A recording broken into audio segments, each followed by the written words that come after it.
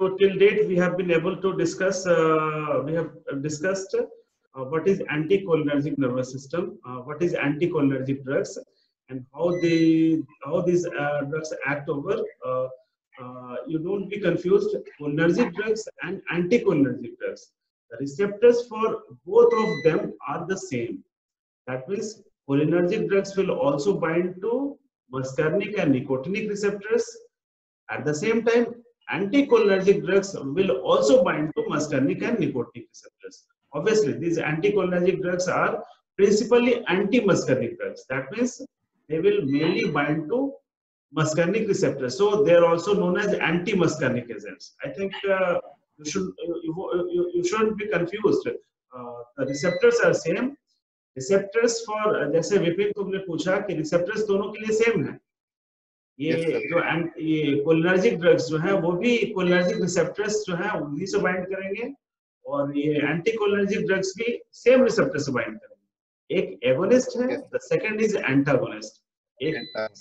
एक रिसेप्टर को बाइंड करके एक्टिवेट करेगा, सेकंड बाइंड करके रिसेप्टर को ब्लॉक करेगा, और दोनों के बीच में कॉम्पिटिटिव इनहिबिशन है। जिसकी कॉन्सेंट्रेशन ज्यादा होगी, जिसका ड्रग का कॉन्सेंट्रेशन बॉडी में ज्यादा होगा, वो ज्यादा एक्ट करेगा।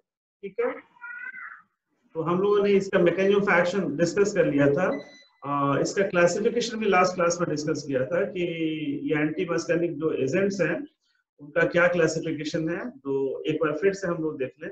जो एंटी मस्कार्निक एजेंट्स हैं, इसमें इनका क्लासिफिकेशन हम दो पार्ट में क्लासिफाई कर सकते हैं। पहले कुछ natural agents and the second category is synthetic agents. Among natural agents, atropine is the most important, and hyoscine, which is also known as scopolamine. These are the two important drugs. And in the synthetic category, there are two kinds of synthetic drugs. First one is synthetic analog of atropine. Actually, atropine is the most important parasympatholytic drug. Atropine is the most important parasympatholytic drug. अगर और भी याद नहीं करना है, एक भी अगर याद है एट्रोपिन, और इसी का सबसे ज्यादा यूज होता है। तो एट्रोपिन की फार्माकोलॉजी हम लोग डिटेल में डिस्कस करेंगे। और कुछ और भी एजेंट्स हैं, कुछ और का भी नाम जानना चाहिए आपको। जैसे है हायोसिन है, हायोसिन है एक, जिसको स्कोपोलामीन भी बोलते हैं। और ये दो नेचुरल एजेंट्स है। नेचुरल कहने का मतलब कि किसी न किसी प्लांट ओरिजिन से ऑब्टेन हो रहा है। ठीक है, इसके अलावा कुछ सिंथेटिक एजेंट्स भी हैं। सिंथेटिक एजेंट्स में जो है वो एट्रोपिन का सेमी सिंथेटिक डेरिवेटिव है। एट्रोपिन का जो स्ट्रक्चर है उसमें क्या बहुत सारे स्ट्रक्चरल चेंजेस करके बहुत सारे सेमी सिंथेटिक डेरिवेटिव्स हुए हैं। तो पहला जो है वो एट्रोपिन का सेमी सिंथेटिक डेरिवेटिव है। ठीक है, एट्रोपिन से उसका स्ट्रक्चर एट्रोपिन से रिलेटेड होगा, लेकिन वो हमारे लैब में सिंथेसाइज हो रहा है, वो किसी प्लांट में सिंथेसाइज नहीं हो रहा है। अब इसमें दो कैटेगरीज हैं, पहला टर्शियरी अमोनियम कंपाउंड्स और दूसरा है क्वाटरनरी अमोनियम कंपाउंड्स। टर्शियरी में होम एट्रोपिन है। आप लोग स्पेक्स यूज करते हो, डॉक्टर के पास जाते होंगे तो आपके आंख में कुछ मीडिएटिक ड्रग डालता है, मीडिएटिक ड्रग जो प्यूपिल को डायलेट कर सके। उसमें एट्रोपिन एक मीडिएटिक ड्रग है, और होम एट्रोपिन, ये सारे जितने भी ड्रग्स हैं मीडिएटिक हैं जो प्यूपिल को डायलेट कर सके।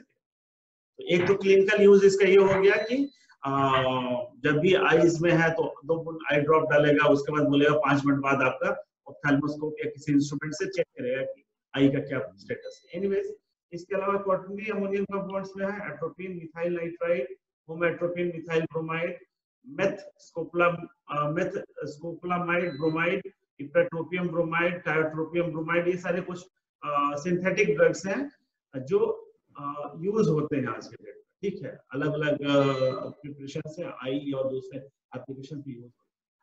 सेकंड कैटेगरी है जो एट्रोपिन से रिलेटेड नहीं है, इसका स्ट्रक्चर एट्रोपिन से मैच नहीं करता है, लेकिन ये भी कोलिनर्जिक रिसेप्टर्स को ब्लॉक करते हैं। इसमें कुछ क्लासिफिकेशन में देखें, कुछ टर्शियरी अमीन्स है और कुछ क्वाटरनरी अमीन्स है।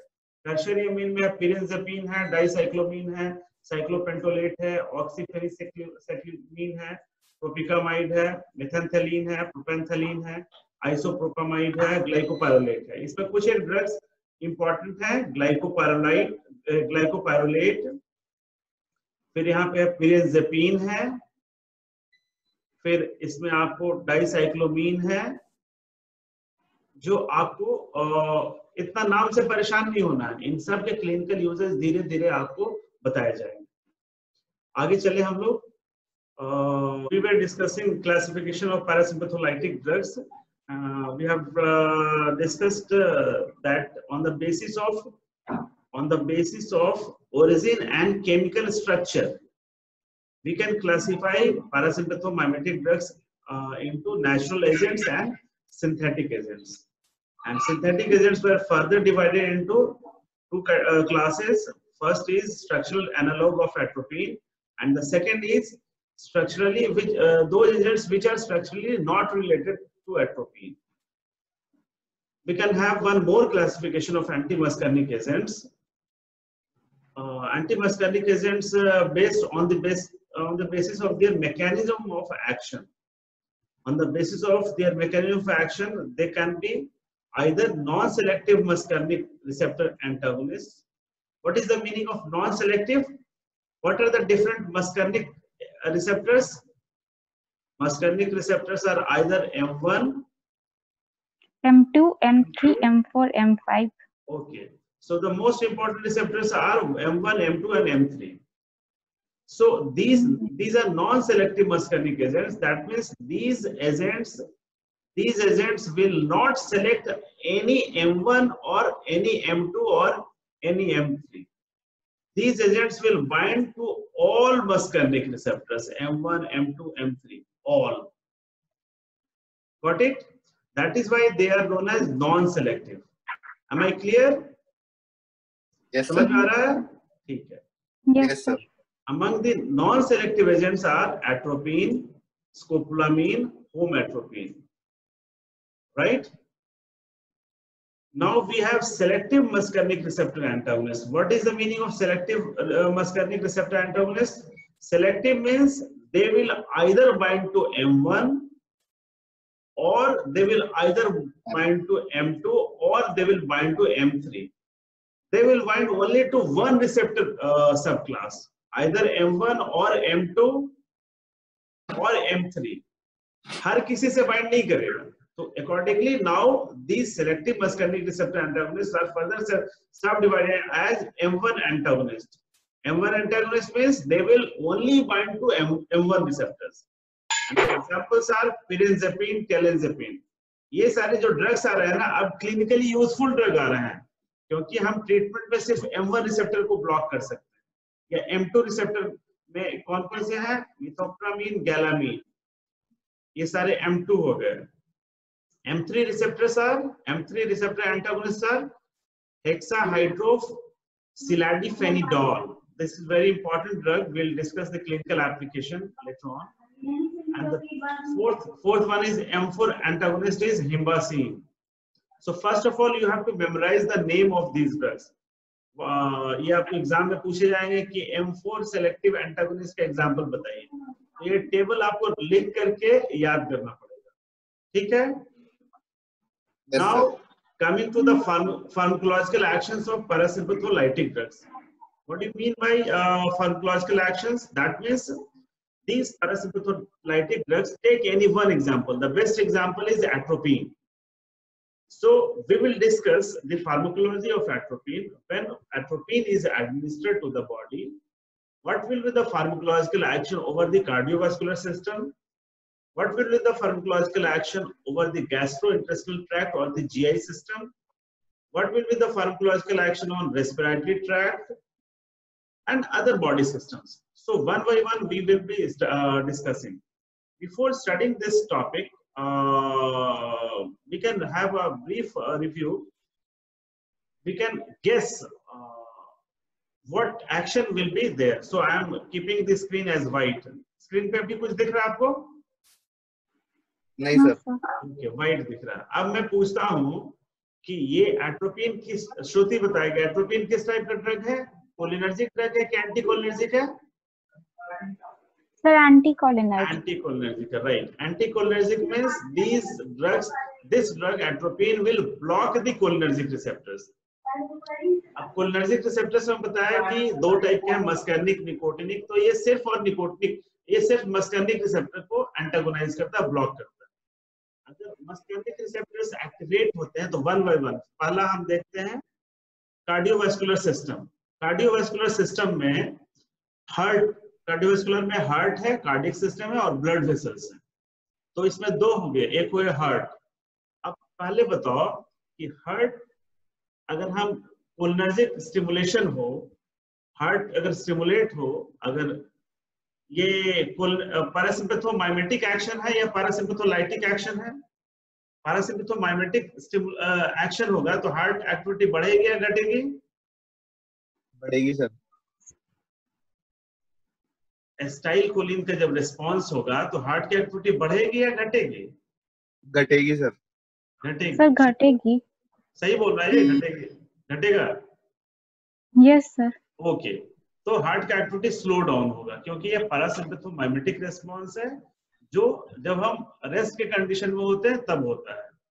अब ये एट्रोपिन उसका एंटागोनिस्ट है। देखो इसको होने से क्या होता है, लिखता है इसमें स्मॉल डोजेज ऑफ एट्रोपिन, जो एट्रोपिन को अगर बहुत स्मॉल डोज में दे तो इनिशियल टेम्पररी ब्रैडिकार्डिया होता है, हार्ट का एक्टिविटी स्लो होता है। हार्ट का एक्टिविटी स्लो कब होता था? एसिटाइल कोलिन से होता था। एट्रोपिन से भी स्लो हो रहा है लेकिन वेरी स्मॉल डोजेज में हो रहा है। एट हायर डोजेज ये हार्ट की एक्टिविटी को बढ़ाता है, टैकीकार्डिया। हाई डोजेज पे हार्ट की एक्टिविटी को बढ़ाता है। तो यहाँ पे ये एंटागोनिस्टिक रिस्पॉन्स है। ये जो रिस्पॉन्स है ट्रू एंटागोनिस्टिक रिस्पॉन्स है, ठीक है। ये जो है ट्रू एंटागोनिस्टिक रिस्पॉन्स है। एंटा यस सर। GONIS,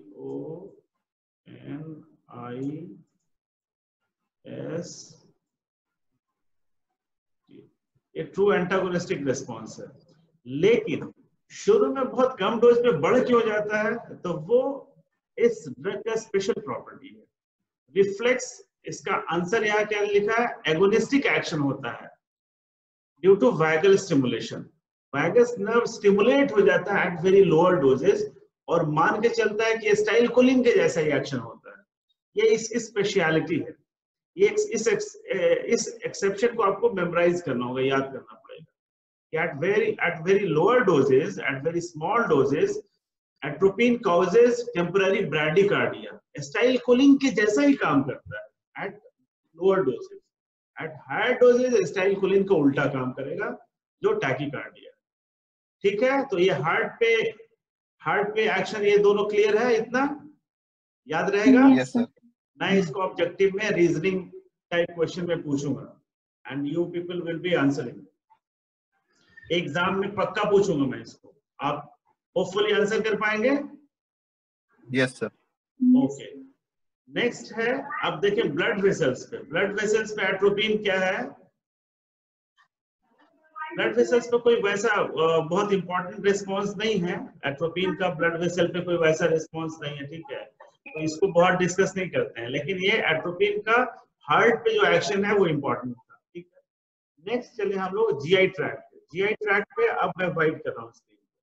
अब मैं विपिन से पूछूंगा एट्रोपिन जीआई ट्रैक्ट पे क्या क्या एक्शन करेगा। जीआई ट्रैक्ट में मैं हिंट देता हूँ क्या क्या हो सकता है। जीआई ट्रैक्ट में हो सकता है गैस्ट्रोइंटेस्टाइनल ट्रैक्ट या डाइजेस्टिव सिस्टम में क्या है, सबसे पहले देखें सलाइवरी सेक्रेशंस है, सलाइवा फॉर्मेशन होता है तो वो भी डाइजेशन में हेल्प करता है। जीआई ट्रैक्ट में हमारे स्टोमक में बहुत सारे सीक्रेशंस है, तो फर्स्ट कंपोनेंट है सीक्रेशंस। सीक्रेशंस पे क्या इंपैक्ट होगा, घटेगा या बढ़ेगा? और एसिटाइलकोलिन क्या करता है? सीक्रेशंस को घटाता है या बढ़ाता है? एसिटाइलकोलिन तो इंक्रीज करता है सीक्रेशंस को। ओके, और जो एट्रोपिन क्या करेगा? एट्रोपिन क्या करेगा? यस, उल्टा काम करेगा क्योंकि एंटागोनिस्ट रिसेप्टर्स को, मस्कर्निक रिसेप्टर्स को जाके ब्लॉक कर देगा तो सेक्रेशन, कोई सेक्रेशन नहीं होगा। जो भी गैस्ट्रिक सेक्रेशंस हैं, जो भी एक्सोक्राइन सेक्रेशंस हैं, वो सारे के सारे एसिटाइलकोलिन से मीडिएट हो रहे हैं। और अगर वो सेक्रेशंस एसिटाइलकोलिन अपने कोलिनर्जिक रिसेप्टर में बाइंड नहीं करे तो क्या होगा कि कोई भी सेक्रेशन नहीं होगा। अब देखें तो सेक्रेशंस में जो है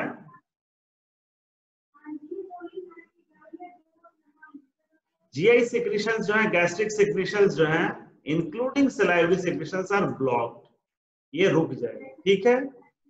इसके बाद देखें जीआई ट्रैक्ट का और क्या फंक्शन है। सेकंड फंक्शन है tone and motility. GI tract जो मोटिलिटी है वो डिक्रीज होगी sir. Yes, tone and motility अगर जीआई ट्रैक्ट में है तो स्टूल का पास हमारा जो इंजेस्टा है वो आगे पास कर रहा है। एस्टाइल कोलिन क्या करता है, अब मैं वाइट कर रहा हूँ। Acetyl Colin tone and motility को बढ़ाता है या घटाता है श्रुति? सर बढ़ाता है। बढ़ाता है। तो एट्रोपिन क्या करेगा बच्चे?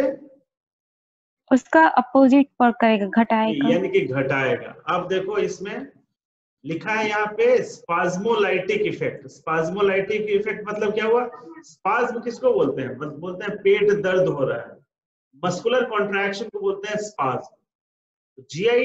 जीआई ट्रैक्ट के मसल्स अगर कॉन्ट्रैक्ट होंगे तो टोन बढ़ेगा और इंजेस्टा का मूवमेंट बढ़ेगा, मोटिलिटी बढ़ेगा। तो स्पाज्मोजेनिक इफेक्ट जो है वो मस्कुलर कॉन्ट्रैक्शन को बढ़ाएगा, जीआई मस्कुलर कॉन्ट्रैक्शंस को, जीआई स्मूथ मसल्स को, और टोन एंड मोटिलिटी बढ़ेगा। स्पाज्मोलाइटिक इफेक्ट है, लाइटिक मतलब ब्रेक डाउन करने वाला, मस्कुलर कॉन्ट्रैक्शन नहीं होने देगा, जीआई ट्रैक्ट के मस्कुलर रिलैक्स उसमें फ्लैसिडिटी इंड्यूस करेगा। इससे क्या होगा? Spasmolytic effect on GI smooth muscles. इससे क्या होगा? Preventing the effect of endogenous acetylcholine. Acetylcholine के इफेक्ट को रोकेगा और उससे क्या होगा? Tone increase in tone and motility को है उसको ब्लॉक करेगा। यानी कि देखो टोन एंड मोटिलिटी नहीं होगा, जीआई ट्रैक्ट के इंजेस्टा का प्रॉपर मूवमेंट नहीं होगा, ठीक है। इवन उतना ही नहीं, रूमेन की भी मोटिलिटी घट जाती है, रूमेनेंट्स में रूमेन की भी मोटिलिटी घट जाएगी। तो जो भी एस्टाइल कोलिन का रिस्पॉन्स है उसका उल्टा काम होगा। अगर ऐसा होता है तो जो खाना है अपनी जगह ही पड़ा रहेगा, उसका प्यूरिफिकेशन होगा, गैस फॉर्मेशन होगा। रूमेनेंट्स में तो बहुत बड़ा प्रॉब्लम है। अगर रूमेन का मोटिलिटी अगर स्लो डाउन या रुक गया किसी वजह से तो गैस फॉर्मेशन होगा और ब्लोट से या दूसरे कंडीशन से डेथ हो सकती है। तो इसका एट्रोपिन का एडवर्स इफेक्ट है जीआई ट्रैक्ट पे, ठीक है। अब आगे चलते हैं रेस्पिरेटरी ट्रैक्ट। अब एस्टाइल कोलिन का बताओ रेस्पिरेटरी ट्रैक्ट पे क्या असर है? अगर एस्टाइल कोलिन अगर जब हम रेस्ट कंडीशन में हैं, एस्टाइल कोलिन रेस्पिरेटरी ट्रैक्ट में ब्रोंकोकॉन्स्ट्रिक्शन, ट्रैकिया और ब्रोंकाई का रिलैक्सेशन करता है या कॉन्ट्रैक्शन करता है? सांस लेने में आसानी होगा कि मुश्किल होती है? सर ब्रोंकोकॉन्स्ट्रिक्शन करता है। यस, और पहला ट्रैकिया का जो ल्यूमेन है और जो ब्रोंकाई का ल्यूमेन है वो ल्यूमेन को कम करता है। दूसरा जो है वो तो इससे क्या हो जाएगा आपका? दूसरा रेस्पिरेशन रेट पे देखें, जो अभी अगर हम रेस्पिरेशन रेट, रात में अगर कोई बंदा सोया हुआ तो रेस्पिरेशन रेट घट जाता है, लंबी लंबी सांस लेता है और स्नोरिंग साउंड भी आने लगती है क्योंकि वो सारे कॉन्ट्रैक्शंस हो रहे हैं, ठीक है। अब देखें इसमें अगर एट्रोपिन देंगे तो क्या होगा? एट्रोपिन देने से क्या? Inhibition of bronchial secretions. पहला तो जितना भी ब्रोंकिया में जितना सिक्रीशंस है, ब्रोंकाई ट्रैकिया और ब्रोंकाई में भी सिक्रीशंस होते हैं, म्यूकस का सिक्रीशन होता है कि जैसे ही हम सांस लें कोई डस्ट पार्टिकल वहां ट्रैप हो जाए। तो ये हमारा प्रोटेक्टिव कोलिनर्जिक रेस्पॉन्स है। और अगर एट्रोपिन देंगे तो क्या हो जाएगा कि उस सिक्रीशंस को ब्लॉक कर देगा और ड्राई होने लगेगा। धीरे धीरे अगर हमारा म्यूकोसा ड्राई हो तो बोलने में मुश्किल पड़ेगी। आपका अगर बहुत एक्सट्रीम समर है, आप बाहर घूमने जाओ तो आपके नेजल म्यूकोसा जो ड्राई हो जाता है, मुश्किल से फील होती है कि थोड़ी सी सांस लेने में दिक्कत हो रहा है, मुंह सूख रहा है, पानी पीते हैं, why? Just to make the mucosa moist. तो म्यूकोसा ड्राई नहीं होना चाहिए। ये एट्रोपिन क्या करेगा? सारा म्यूकोसा को ड्राई कर देगा क्योंकि सिक्रीशंस ब्लॉक कर रहा है। तो इससे आपको रेस्पिरेशन में प्रॉब्लम होगी। और क्या होगा? Dilatation of bronchi. ब्रोंकाई जो है धीरे धीरे डायलेट होगा। तो अगर किसी को एस्मेटिक पेशेंट है, एस्मेटिक पेशेंट है जिसको अस्थमा का पेशेंट है, सांस लेने में दिक्कत हो रही है, ब्रोंकिया, उसका ब्रोंकाई सांस लेने में उसको दिक्कत क्यों हो रही है? उसका रेस्पिरेटरी म्यूकोसा ड्राई नहीं हुआ, उसका रेस्पिरेटरी ल्यूमेन जो है वो नैरो हो गया। तो उसको ब्रोंको डायलेटर की जरूरत है ताकि सांस लेने में इजी हो, आराम से एयर का पैसेज हो सके।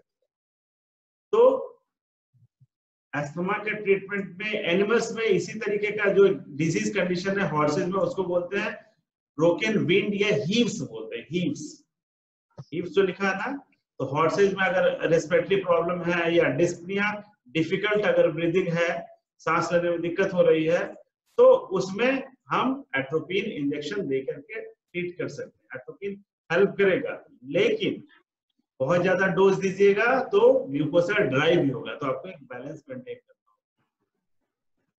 नेक्स्ट इसके बाद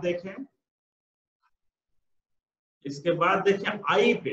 अब मैं फिर वाइट कर रहा हूँ स्क्रीन, अब विपिन चौधरी बताएगा आई पे क्या रोल है इसका। तुम चश्मा भी लगाते हो, आई पे इसका एट्रोपिन का क्या रोल है? एट्रोपिन से सर डायलेट होगी सर। तो इसको क्या बोलेंगे, मिड्रिएटिक एक्शन या मायोटिक एक्शन?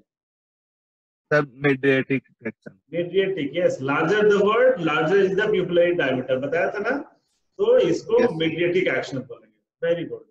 अब देखिए ये आई पे जो है एट्रोपिन क्या कर रहा है, मिड्रिएसिस कर रहा है। एक और टर्म है साइक्लोप्लेजिया। क्या मतलब हुआ?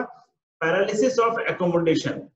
अब हमारा आई बॉल जो है, मतलब अगर कोई इमेज फोकस करना हो तो लाइट आदि वाला जो है वो ज्यादा लाइट कम लाइट तो हमारा प्यूपिल हमारा छोटा बड़ा होकर के लाइट एडजस्टमेंट करता है, लेकिन फोकसिंग के लिए हमारा आई बॉल का भी एडजस्टमेंट होता है, और उसको एकोमोडेशन कैपेसिटी बोलेंगे कि आई बॉल कितना एडजस्ट हो सकता है। अगर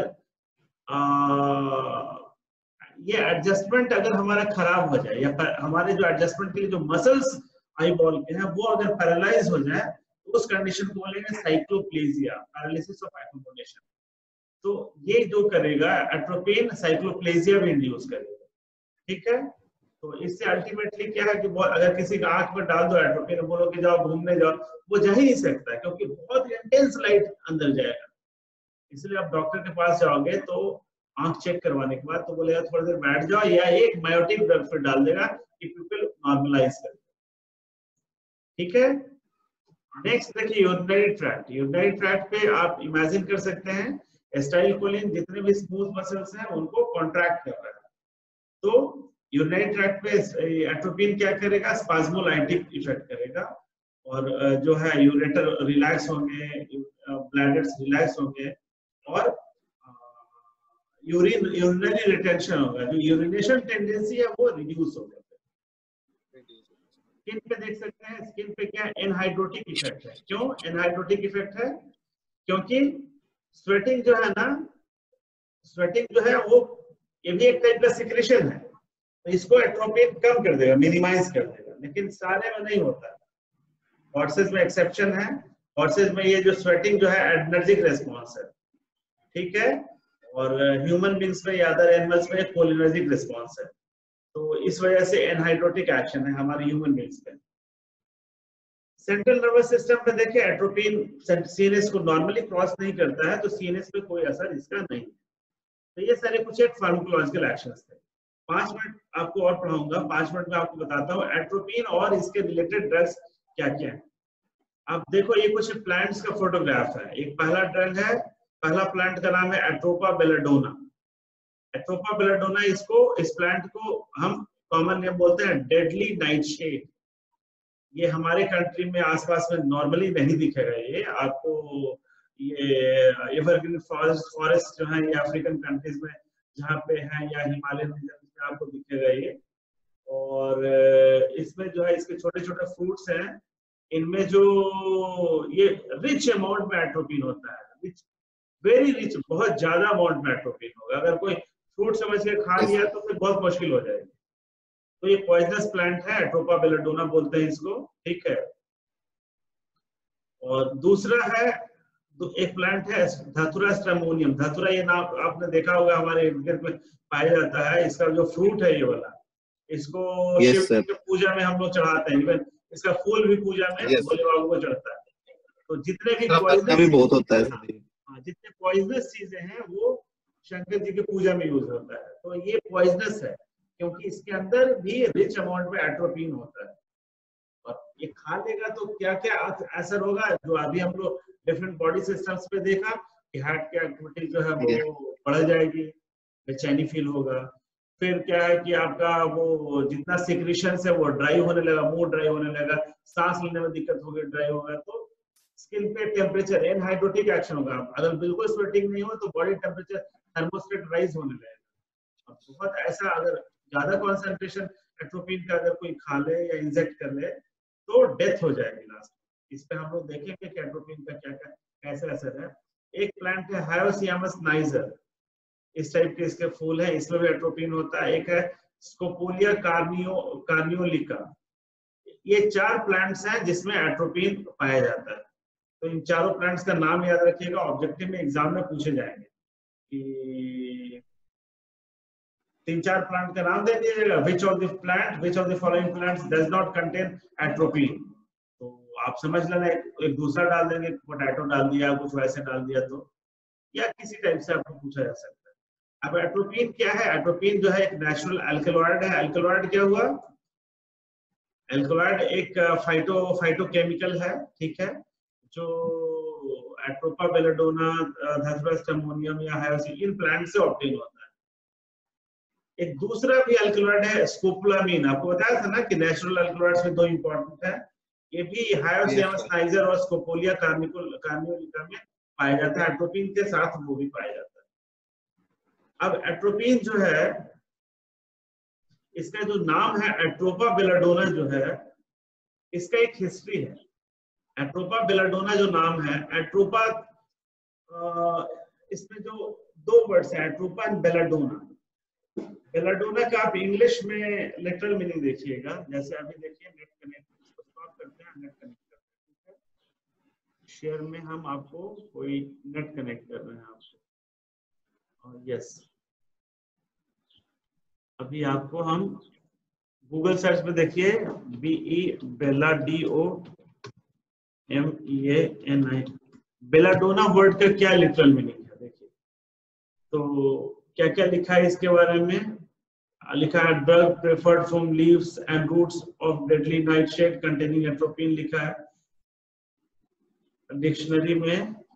LIT literal MEANI meaning of BELADO, belladonna का लिटरल मीनिंग क्या है?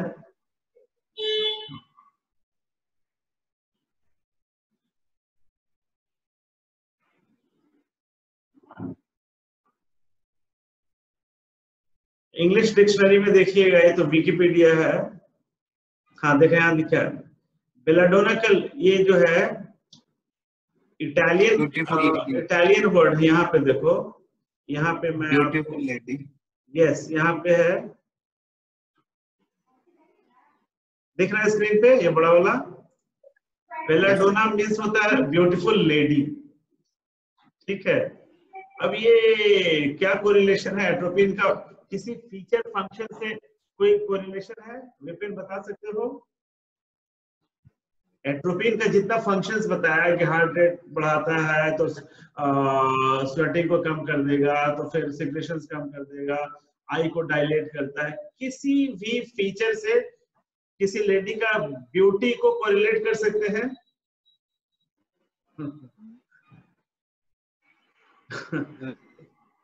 तो इसको बेलाडोना इसका नाम पड़ा। एक कहावत है कि जिसकी आंखें बड़ी होती है ना, एक खूबसूरती का एक ब्यूटी का एक पैरामीटर है कि आंखें बड़ी बड़ी होनी चाहिए। तो आई प्यूपिल डायलेट करता है, ठीक है, और साइक्लोप्लेजिया इंड्यूस करता है, तो इसकी वजह से आंखें बड़े हो गई। तो इस फीचर की वजह से इसको इसका नाम बेलाडोना है। अब मैं आपका पीपीटी शेयर कर रहा हूँ। इसमें जो बोल रहे हैं, बहुत पहले जो है एट्रोपोस जो है, इसमें 2 वर्ड है, एट्रोपा एंड बेलाडोना है। एट्रोपोस जो है the oldest of the 3 fates goddesses, जो भगवान ग्रीक जो देवी थी, उसमें से ग्रीक माइथोलॉजी के हिसाब से 3 सबसे पुरानी देवियों में से एक थी एट्रोपोस, तो उनके नाम पे एट्रोपा पड़ा। और बेलाडोना जो पड़ा जो है वो बड़ी बड़ी आंखें, इसके हिसाब से इसका नाम दिया गया बेलाडोना। तो ये वाला हिस्ट्री है जो कभी कभी किसी आईसीएस एंट्रेंस एग्जाम में पूछता है कि इसका एट्रोपा क्यों है, तो एट्रोपोस से पड़ा है। और बेलाडोना का क्या मतलब। आगे हम लोग चलते हैं। अब एट्रोपिन पॉइजनिंग पे हम लोग आए हैं कि अगर कोई धतूरा पौधा जो है उसका वो फ्रूट खा जाए गलती से, या फिर धतूरा ही हमारे इर्द गिर्द में मिलता है सबसे ज्यादा और बाकी पौधा चारों में और कोई नहीं मिलता हमारे यहाँ, तो अगर इसको खा ले तो क्या पॉइजनिंग होगा। तो एट्रोपिन पॉइजनिंग जो है अगर हो जाए तो सबसे पहले इलाज में कौन सा ड्रग देंगे। एट्रोपिन कैसे पॉइजनिंग करता है, मस्कैनिक रिसेप्टर को जाके ब्लॉक कर दिया, तो हमको एक ऐसा ड्रग देना होगा जो मस्कैनिक रिसेप्टर्स पे जाकर के एट्रोपिन को हटा के खुद बाइंड कर सके। तो ये एट्रोपिन मस्कैनिक रिसेप्टर का क्या है, एंटागोनिस्ट है, तो हमें एक एगोनिस्ट देना होगा। स्टाइलकोलिन को पहले ही बोल चुके हैं कि उसको यूज नहीं कर सकते फार्माकोलॉजिकली। तो एक ड्रग है फाइसोस्टिग्मीन, एक है फाइसोस्टिग्मीन, उसका क्लासिफिकेशन में याद है पैरासिम्पथोमाइमेटिक ड्रग्स का जो क्लासिफिकेशन है उसमें फाइसोस्टिग्मीन कहाँ पे यूज होता है, क्लासिफिकेशन में कहाँ पर है, कुछ याद है, कोई बता सकता है? Yes sir, reversible. Yes, reversible cholinesterase inhibitor.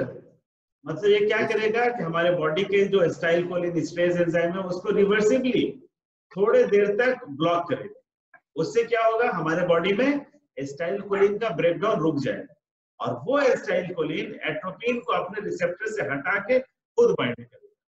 तो एट्रोपिन के जो पॉइजनिंग के सिम्टम्स हैं, पॉइजनिंग के सिम्टम्स अभी हम लोग थोड़ी देर बाद और डिस्कस करेंगे, वो सारे के सारे इमीडिएटली खत्म हो जाएंगे। तो फाइसोस्टिग्मीन जो है एट्रोपिन पॉइजनिंग में ड्रग ऑफ चॉइस है, यही इसका एंटीडोट है। इसके ट्रीटमेंट में फाइसोस्टिग्मीन देते हैं। एकदम रट लो इसको, कहीं भी गलती से किसी ने एट्रोपिन धतूरा खा लिया तो उसको फाइसोस्टिग्मीन का इंजेक्शन देंगे, याद रहेगा, एग्जाम में भी पूछूंगा मैं। अब एक एनिमल है रैबिट, ये धतूरा खा ले तो इसको एट्रोपिन का इंजेक्शन भी दे दोगे तो ये एट्रोपिन का इसका जो है इंजेक्शन नहीं, ये अगर एट्रोपिन कंटेनिंग प्लांट्स का सीड, फ्रूट, लीफ खा ले, ये जो एट्रोपा बेलाडोना है उसका फ्रूट खा ले तो इसको कोई प्रॉब्लम नहीं।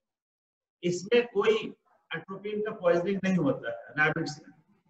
क्यों नहीं होता है, क्योंकि उसका जीआई ट्रैक्ट में एक एंजाइम होता है एट्रोपिनेज, जो एट्रोपिन को ब्रेक डाउन कर देता है।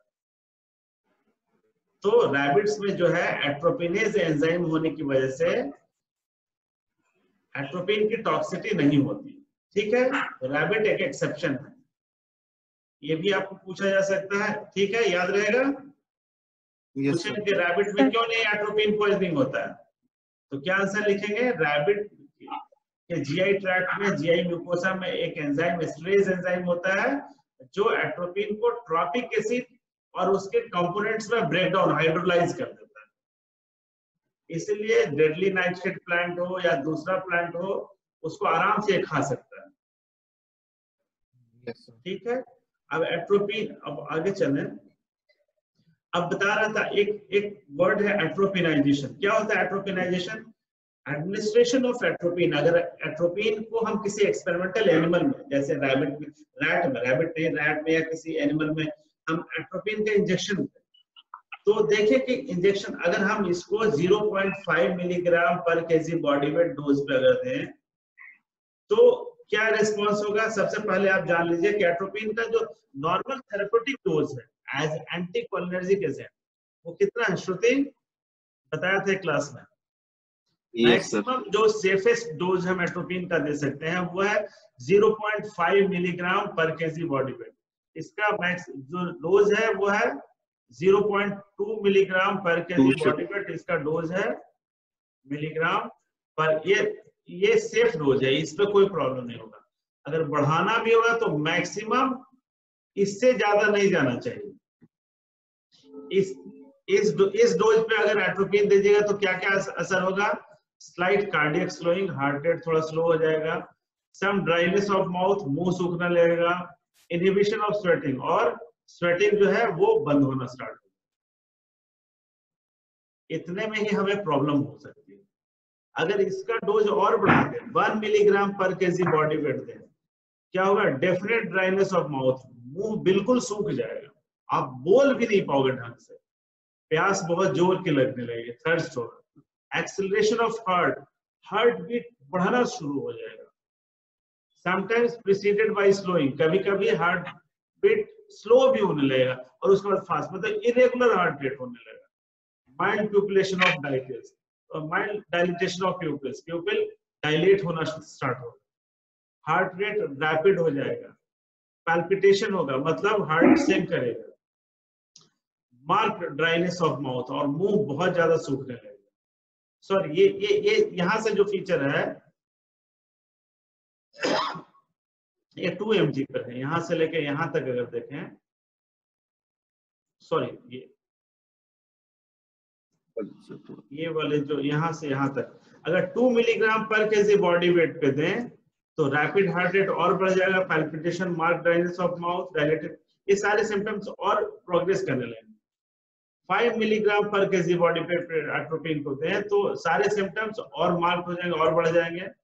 बोलने में दिक्कत होने लगेगी, स्वेलिंग, किसी चीज को आप स्वेलो आप निगल नहीं सकते हो उसको, बेचैनी होगी, फैटिग होगा, हेडेक होगा, ड्राई और हॉट स्किन, पूरा बॉडी टेम्परेचर बढ़ जाएगा, क्योंकि स्वेटिंग अगर बिल्कुल नहीं हो तो हमारा थर्मोस्टेट बहुत मेंटेन नहीं हो पाएगा।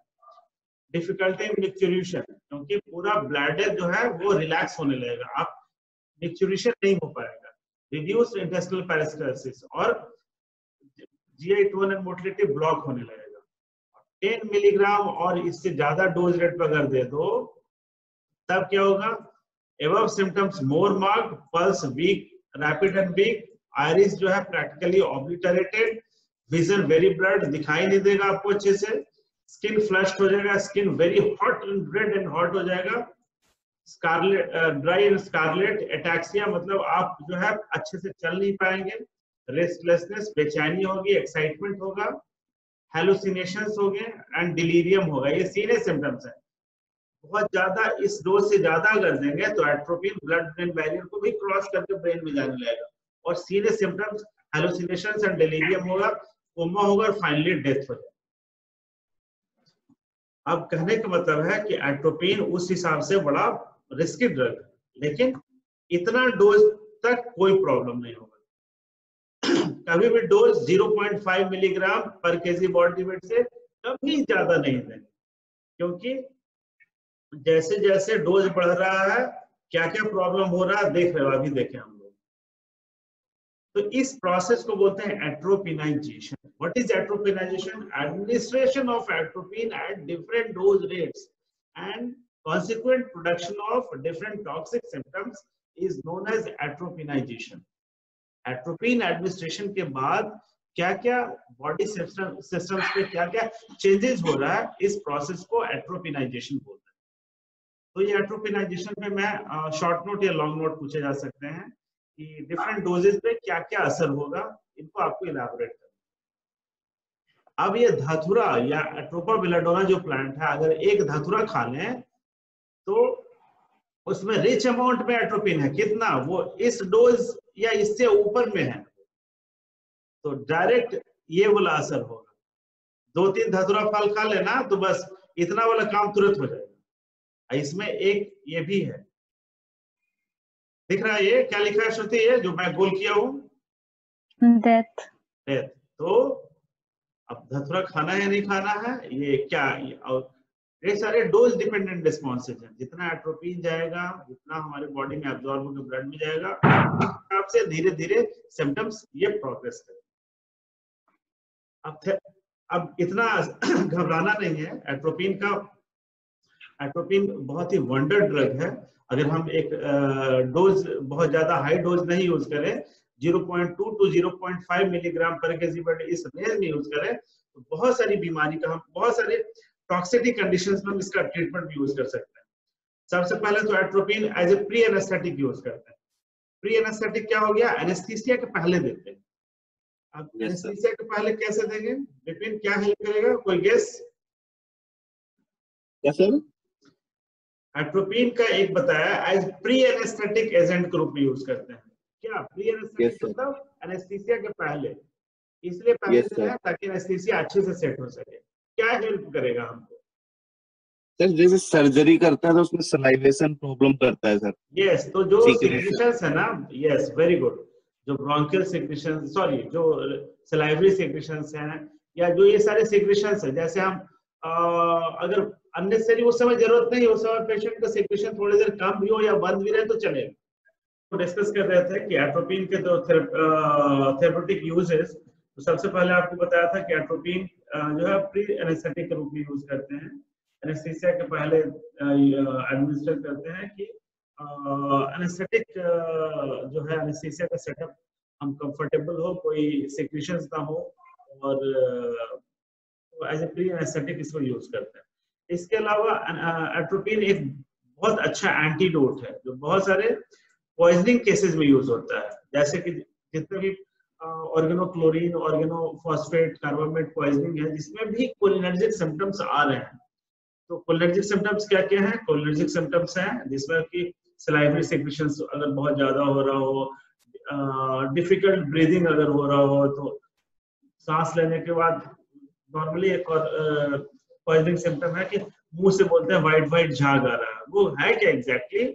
वो सलाइवरी सेक्रेशंस हैं, और ब्रोंकियल ये डिस्टर्ब डिफिकल्ट ब्रीदिंग होगा, डिस्पनिया होगा, तो उसमें सांस लेने में वो जल्दी जल्दी सांस लेगा, तो वो जो सलाइवा में जो बबल्स फॉर्म होने लगे वही व्हाइट व्हाइट झाग दिखता है। तो उसके ट्रीटमेंट एट्रोपिन को एज एंटागोनिस्ट, ये एंटीडोट के रूप में यूज कर सकते हैं, और बहुत सारे पॉइजनिंग केसेस में यूज होता है। तो एक बहुत अच्छा एंटीडोट है। जितने भी ऑर्गेनोफॉस्फेट इंसेक्टिसाइड्स